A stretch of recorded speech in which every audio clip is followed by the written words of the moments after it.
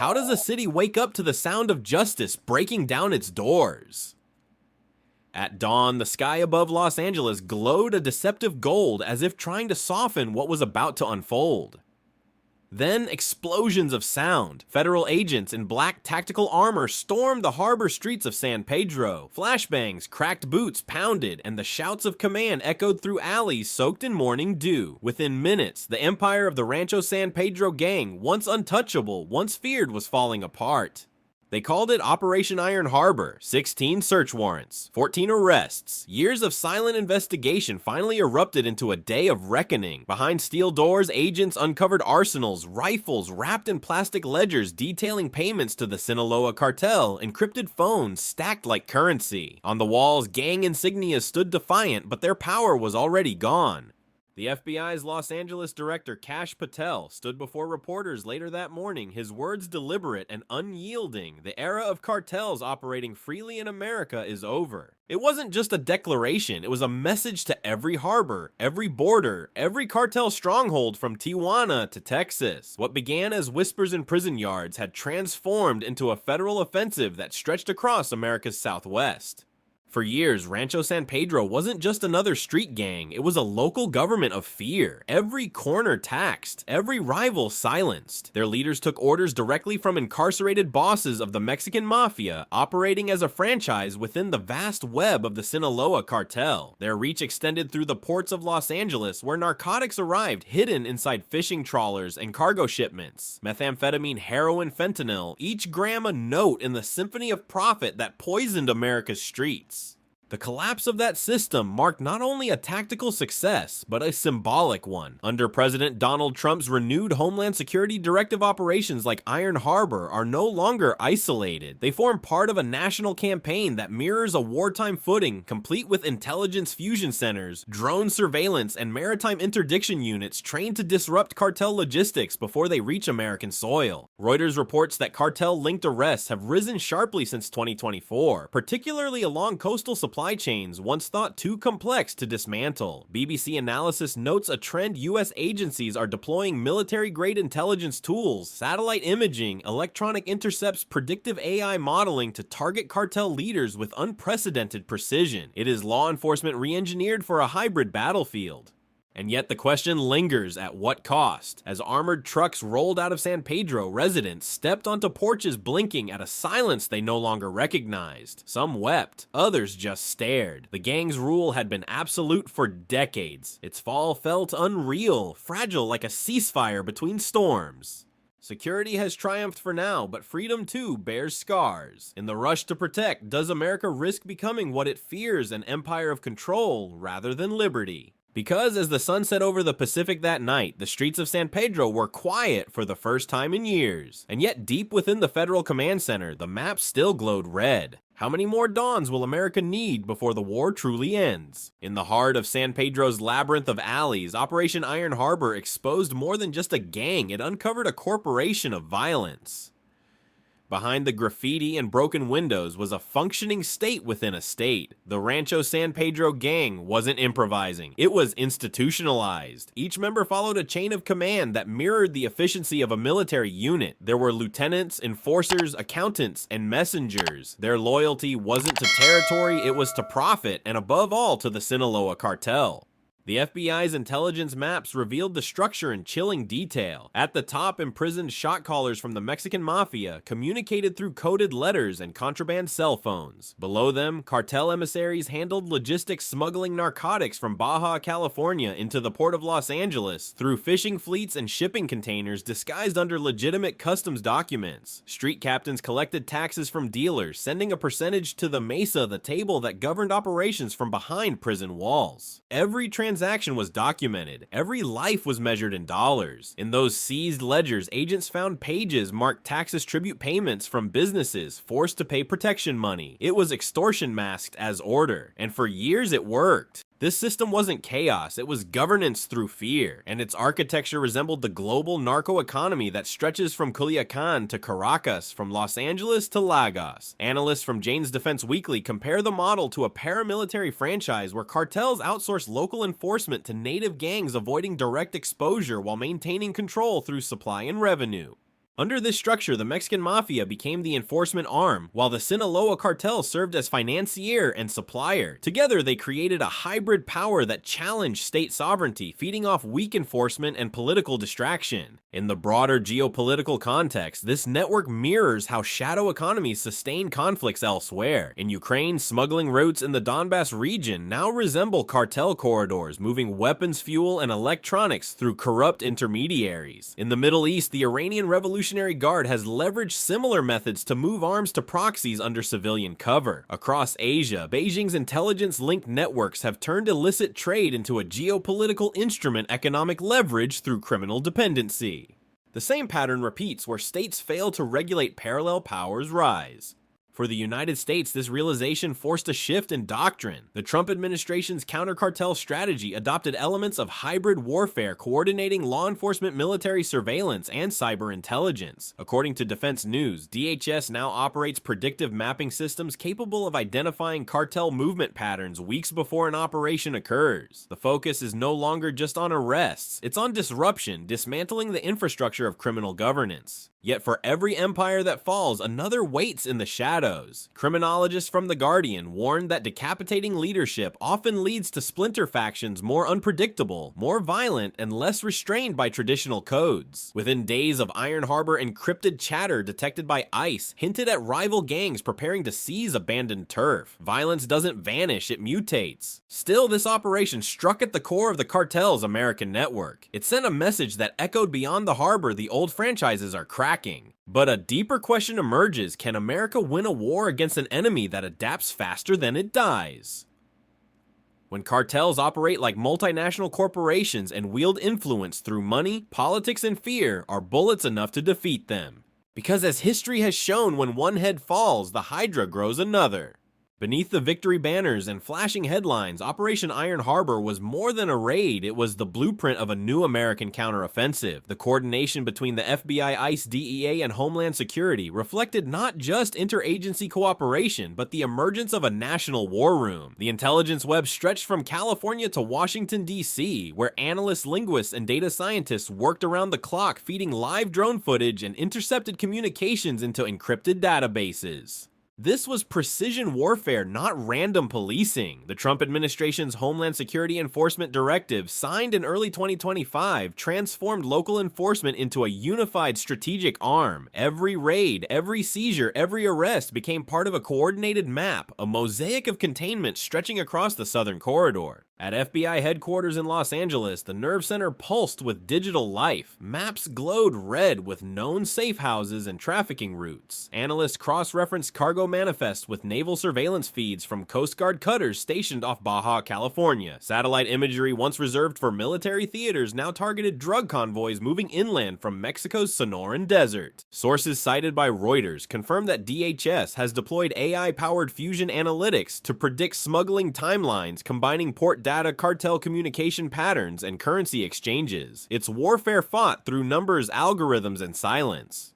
But technology alone wasn't what made Operation Iron Harbor succeed. It was trust. For years, law enforcement agencies operated in silos, each guarding its intelligence. That wall has begun to crumble. ICE agents now embed within FBI task forces. DEA analysts share wiretap intelligence with Homeland Security cyber units. The old rivalries are dissolving under a shared mission, reclaiming control from the cartels. LAPD's Harbor Division detectives worked as the human backbone of that mission. They followed gang patterns like archaeologists digging through layers of criminal history to trace lines back to cartel capital. The operation's codename Iron Harbor symbolized both the setting and the intent to fortify the weakest link in America's coastal defense.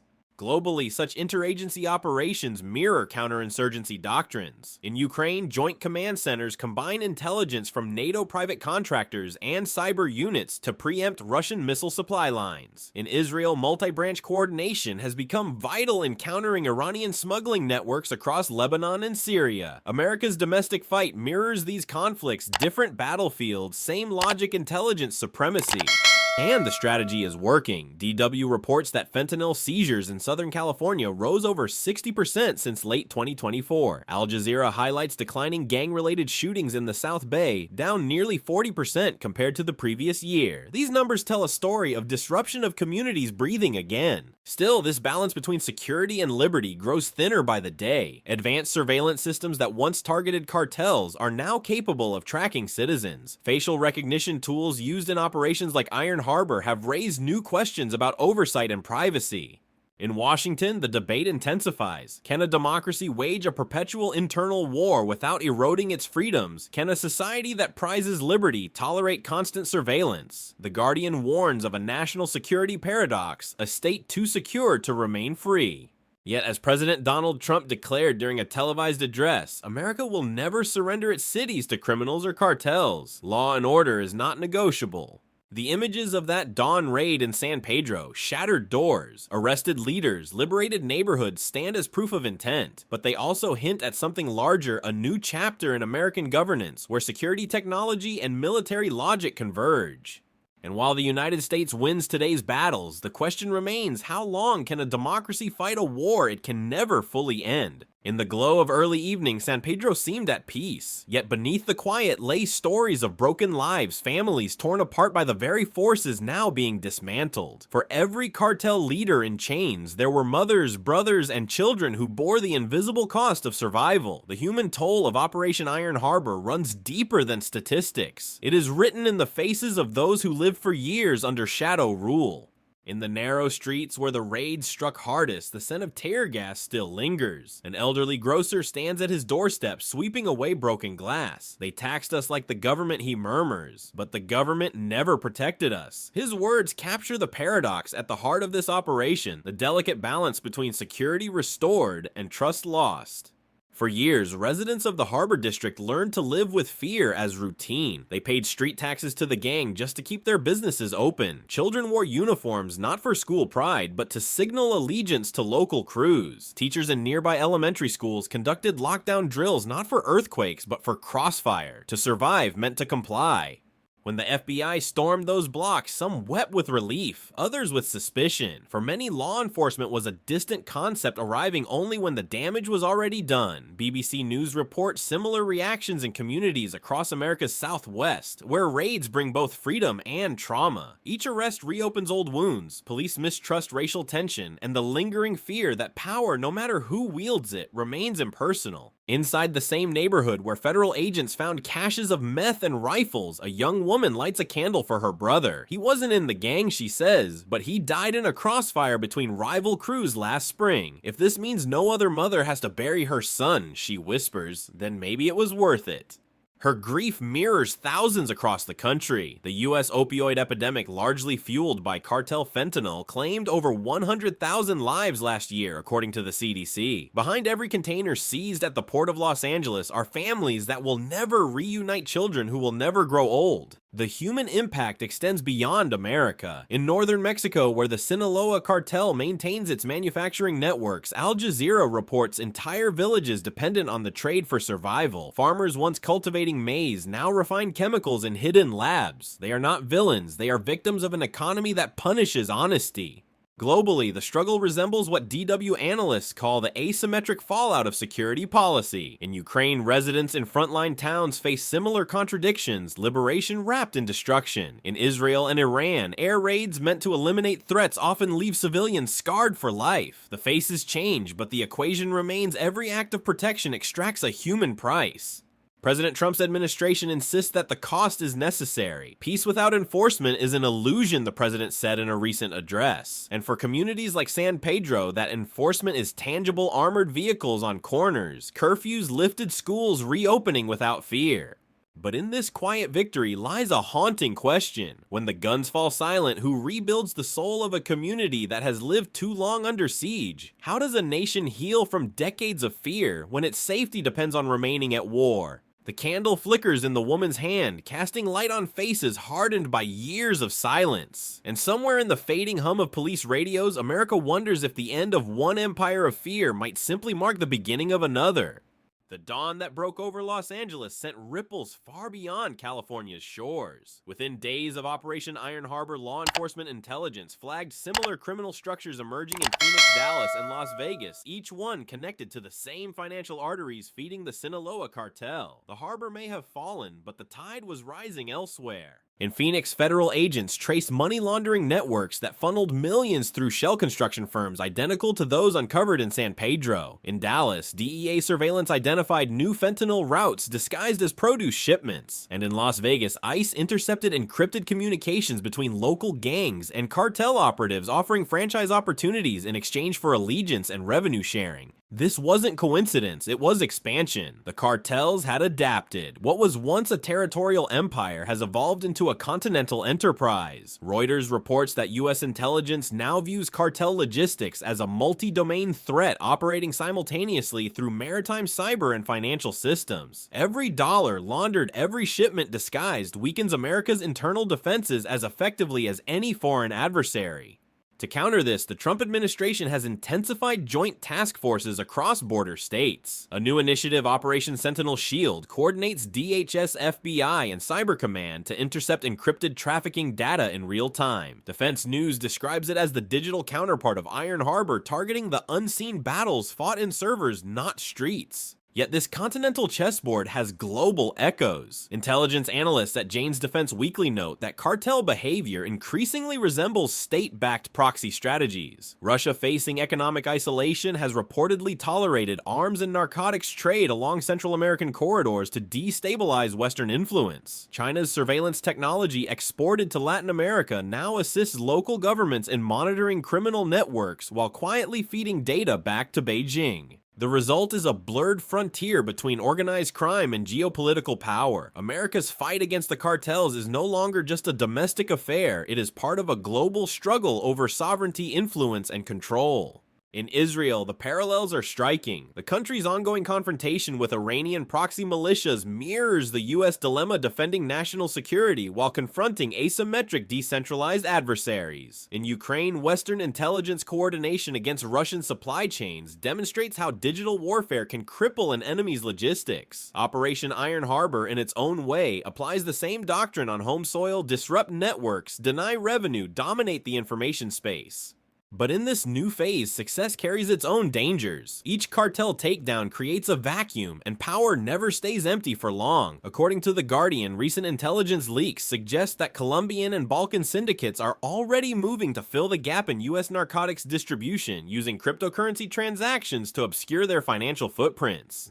Meanwhile, the social cost of endless raids continues to test America's moral compass. Surveillance tools originally designed for anti-cartel operations are now being debated in Congress for broader security use. Critics warn that the line between defense and intrusion grows thinner each year. Still, the administration's message remains consistent. You cannot secure a nation halfway, President Trump told reporters at the White House. We're fighting networks, not borders. And so the battle widens from harbor docks to desert roads, from encrypted chat rooms to foreign trade routes. Every success in California reshapes the battlefield in Arizona, Texas, and beyond. The question haunting intelligence analysts is no longer whether America can destroy the cartels, but whether it can outlast them. Can a democracy sustain a war fought across invisible lines where enemies evolve faster than laws can adapt? The answer perhaps lies in what comes next, because every victory sparks a new front, and as history warns, the war doesn't end when the shooting stops. It ends when the system that breeds it collapses. Night returns to San Pedro. The harbor glows under the floodlights of recovery ships unloading children, playing where gunfire once echoed. But inside the FBI's Los Angeles field office, Kash Patel stands before a wall of red pins and digital threads. Each dot marks a case, each line a reminder even victory demands vigilance. Cartels don't vanish, Patel tells his team. They adapt, and so must we. The statement captures the heart of America's dilemma. Operation Iron Harbor proved that the United States can strike deep, fast, and decisively. Yet it also revealed the scope of what remains, a hydra of crime spanning borders, economies, and ideologies. The war is no longer one of territory, but persistence. Across Washington, strategists debate the next phase.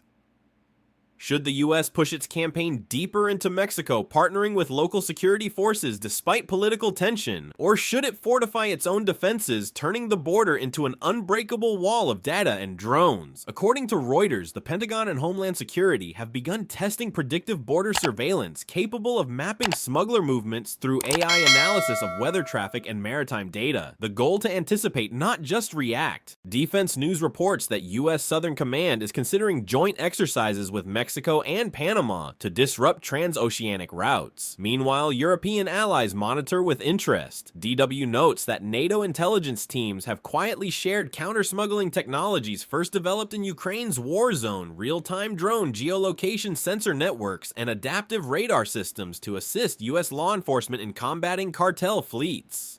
The geopolitical implications are clear. America's domestic security is no longer isolated from global competition, as China deepens its influence through infrastructure projects in Latin America, and as Russia seeks destabilization through proxy operations. The cartel war doubles as a front line in a broader struggle for Western control.